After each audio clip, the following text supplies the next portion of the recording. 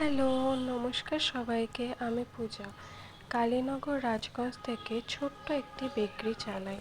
তো তোমরাও যারা যারা আমার কাছে কেক অর্ডার করতে চাও, স্ক্রিনে দেওয়া নাম্বারে অথবা আমাকে ফেসবুকে মেসেজ করতে পারো।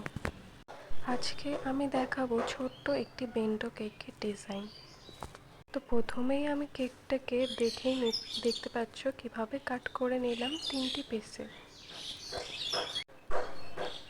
এরপর কেকটাতে আমি সুগার সিরাপ দিয়ে নেব এইভাবে, যাতে কেকে ক্রিমের সাথে উঠে না যায়। তো আমি এইভাবে ক্রিমটা দিয়ে নেব।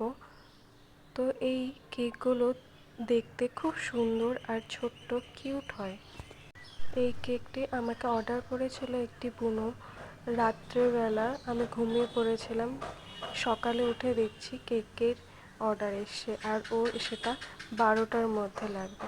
তো আমি ঘুম থেকে উঠেই তাড়াহুড়ো করে একদম কেকটা বসিয়ে দিয়েছিলাম 5টার দিকে।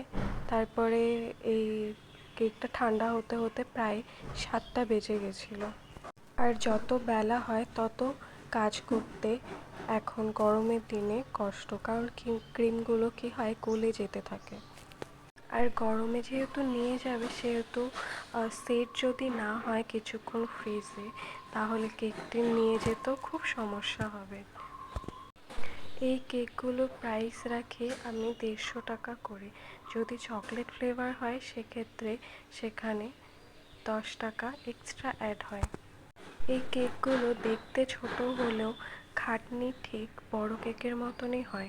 তাই অনেকেই বলে যে এত ছোট কেক 150 টাকা কেন?